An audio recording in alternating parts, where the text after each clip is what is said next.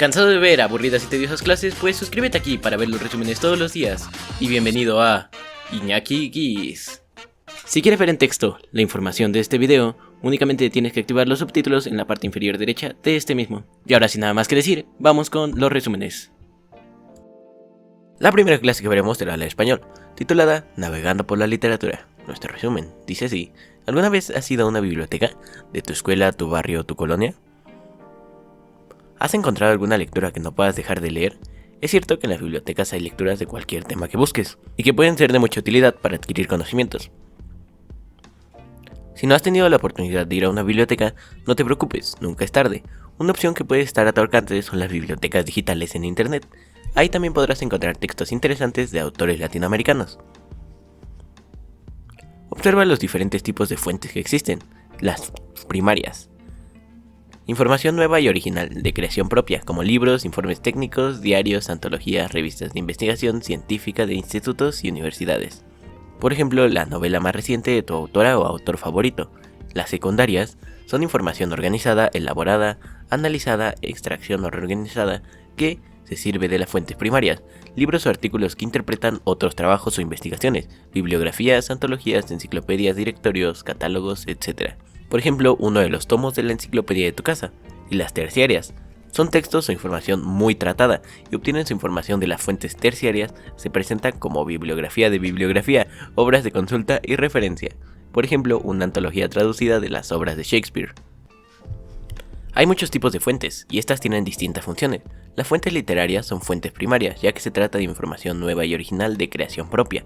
En los textos literarios, quien escribe debe usar toda su inventiva y conocimiento para crear una novela, un cuento o un libro de cuentos. ¿Y para qué sirve conocer cuáles son las fuentes literarias? Por ejemplo, si se lee una novela de época, se puede tomar nota de cómo se vivía en ese entonces. A veces, cuando te dejan hacer una tarea en la que tienes que investigar sobre fuentes literarias, puede parecer fácil acudir a resúmenes o reseña, es decir, versiones cortas de las fuentes primarias. Pero hay que saber que esa información sesgada solo contiene una parte dependiendo del punto de vista o intereses del que la hizo, y por lo tanto te estás perdiendo la oportunidad de leer la fuente original, sea novela, cuento o relativo, y así obtener tu propia visión y sobre todo la mejor información que necesitas. La literatura latinoamericana contemporánea, es decir, la generada en los países de América Latina, tienen un extenso abanico de posibilidades para leer. Proseguiremos con la clase de matemáticas, titulada Proporcionalidad inversa y su expresión general. Nuestro resumen dice así: en un negocio de jugos quieren saber cuánto deben pagar por 1, 2, 3, 4 y 5 kilogramos de limones. Observa la siguiente tabla, en la cual se registra el precio que se pagará por 1, 2, 3, 4 y 5 kilogramos de limones. Ahora responde la siguiente pregunta: ¿qué tipo de proporcionalidad observas entre los datos de la tabla? ¿Por qué? Analiza la situación para determinar si corresponde a una relación de variación proporcional directa o bien si es un ejemplo de variación proporcional inversa. Al observar con detenimiento la tabla, es posible establecer la relación que existe entre un kilogramo de limones y el precio de 28.5 pesos, que se paga por ellos. Por 2 kilos se pagan 57 pesos, por 3 kilogramos se pagan 85.5 pesos. Lo que significa que, a mayor cantidad de kilogramos de limones comparados, es mayor la cantidad de pesos por pagar, esto es, las cantidades relacionadas, masa y precio, o bien sus correspondientes unidades, que son kilogramos y pesos, aumentan en la misma proporción. Esta es una propiedad de la proporción directa. Para comprobar que se trata de una relación de proporcionalidad directa, es importante calcular cuánto se paga por 1, 2, 3, 4 y 5 kilogramos. Una manera de justificar la proporcionalidad directa es verificando la igualdad entre cada una de las razones, dividiendo cada uno de los valores, es decir, el precio de pesos, entre su respectiva masa expresada en kilogramos, como se muestra a continuación. Ahora veamos una situación de proporcionalidad inversa. Un grupo de alumnos y alumnas están organizando una excursión y quieren rentar un autobús de 42 lugares, cuyo costo total es de 420 pesos, precio especial por ser del papá de uno de los estudiantes. El costo del boleto por persona depende de los alumnos y alumnas que cooperen para la renta. Sin embargo, hicieron una estimación que se presenta en la siguiente tabla, en donde podemos observar que claramente es una relación de proporcionalidad inversa, ya que conforme va aumentando la cantidad de alumnos, va disminuyendo el costo para cada persona. El reto de hoy es el siguiente: pon a prueba lo aprendido hasta ahora resolviendo algunas de las actividades de proporcionalidad directa a inversa contenidas en tu libro de texto de matemáticas.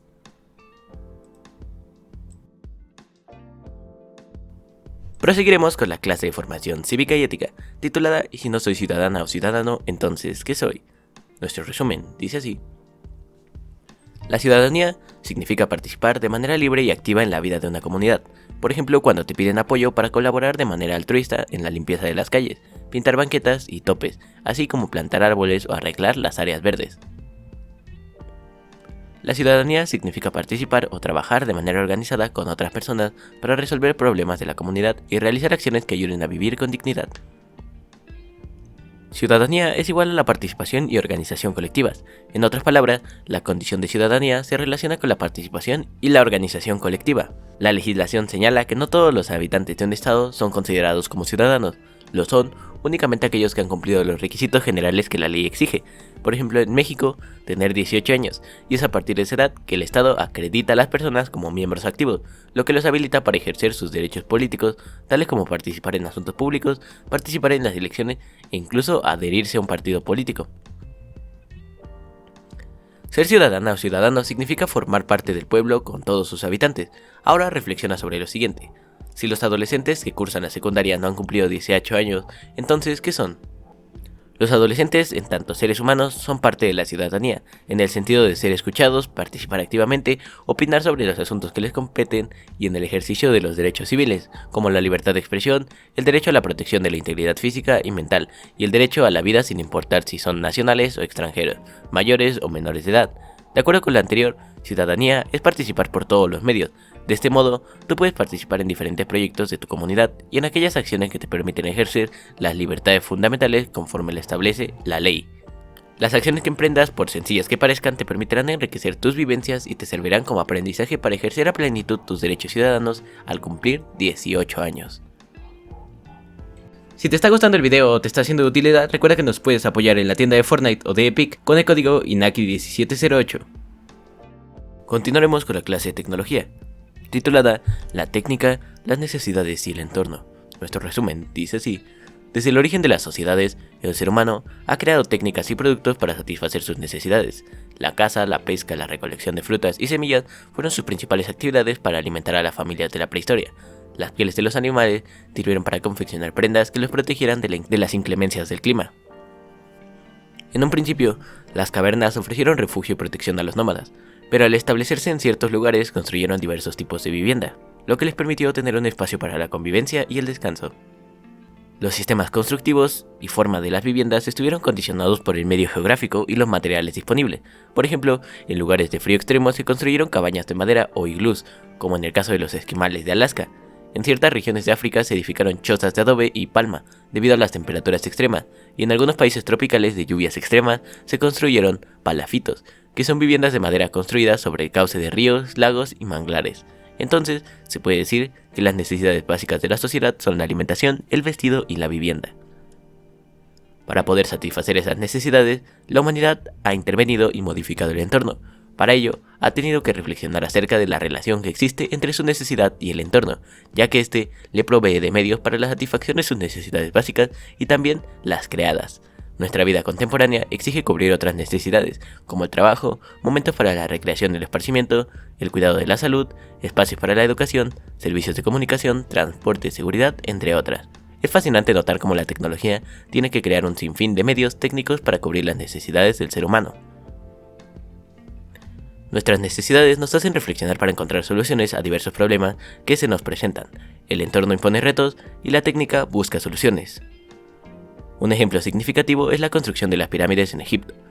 En este país de África, los arquitectos tuvieron grandes interrogantes en los sistemas de construcción, como fue llevar al lugar enormes bloques de piedra y colocarlas a grandes alturas. El ser humano satisface sus necesidades a través de la técnica y el entorno. Además de representar un reto para la técnica que la provee de recursos necesarios. Los conocimientos provenientes de las ciencias sociales y naturales resultan muy útiles para la técnica, ya que ésta requiere conocer las características tanto sociales como naturales para comprender la forma de satisfacer una necesidad. Como ejemplos de las ciencias naturales se tiene a la biología, la física y la química. Por su parte, la geografía, la historia y la antropología son áreas del conocimiento que representan a las ciencias sociales. En la actualidad, las investigaciones de las ciencias sociales y de las ciencias naturales han permitido comprender mejor la interacción entre las necesidades sociales, la forma de satisfacerlas y la implicación de la intervención técnica en el entorno. Esto ha llevado a la tecnología a innovar técnicas en los procesos y productos. Y finiquitaremos el día de hoy con la clase de historia, titulada Aportaciones culturales de los pueblos indígenas. Nuestro resumen dice así: lee el siguiente poema titulado Entre oros y espejos, del escritor maya Jorge Miguel Cocón Pech. Conforme leas el poema, céntrate en las emociones que te genere. Entre oros y espejos. A mi padre, don Miguel Cocón Vivas, Jorge Miguel Cocón Pech, no vengo a presenciar la entrega de oros y jades, a cambio del hechizo radiante del engaño. Si quiero mirar mi rostro, básteme lavarme la cara con el agua de mis sueños. Los sueños no mienten, son el código fugaz de una torrente de vida.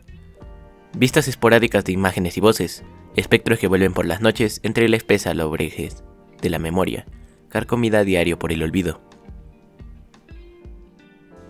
Responde lo siguiente: ¿qué te pareció el poema? Escribe lo que sentiste al leer este poema. Ahora reflexione lo siguiente: ¿por qué se dice que las tradiciones y cultura de los pueblos indígenas son parte de la identidad nacional? El artículo 2 de la Constitución de México establece que la nación mexicana es la única e indivisible. Además, se establece que la nación tiene una composición pluricultural sustentada originalmente en sus pueblos indígenas, que son aquellos que descienden de poblaciones que habitan en el territorio actual del país al iniciarse la colonización y que conservan sus propias instituciones sociales, económicas, culturales y políticas o parte de ellas. Desde finales del siglo pasado se reconoció que nuestro país es culturalmente diverso, debido a la convivencia de múltiples pueblos indígenas con sus propias y diferentes formas de pensar, de vivir y de percibir el mundo. De acuerdo con la propia Constitución, forman parte originaria de la población nacional y en consecuencia tienen derecho a ser reconocidos con identidad propia, con características propias y con derechos que deben ser respetados por las autoridades gubernamentales y por toda la población mexicana.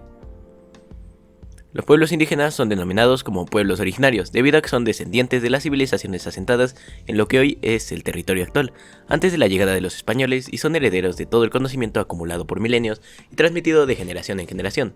De ahí la importancia de proteger y conservar las lenguas indígenas. ¿Te has preguntado cómo te puedes acercar a conocer lo que es la cultura de los pueblos indígenas de nuestro país? Una de las primeras cosas que podrías hacer es acercarte al término de cultura. Las costumbres y hábitos son los que forman la cultura que tienen los seres humanos. La cultura es la principal herramienta que se tiene para vivir en el mundo. Gracias a ella se puede hablar, convivir, trabajar, festejar. La cultura nos enseña que también se puede saber muchísimo del mundo, determina los gustos e indica la manera correcta de comportarnos. La cultura que se comparte con la gente más cercana nos da una identidad común, es decir, un sentimiento de que somos parecidos entre nosotros. Sin embargo, también existen personas que hablan un idioma distinto, tienen otra ocupación, les parece sabrosa otra comida, se visten distinto, celebran otras fiestas y piensan de una manera diferente. Esto se debe a los diferentes grupos humanos que tienen culturas distintas. Y eso ha sido todo por el video de hoy. Si te gustó, recuerda darle like, suscribirte y activar la campanita para estar al tanto de próximos videos. Si crees que le puede ser útil a alguien más, no olvides compartirlo. Muchas gracias y hasta la próxima.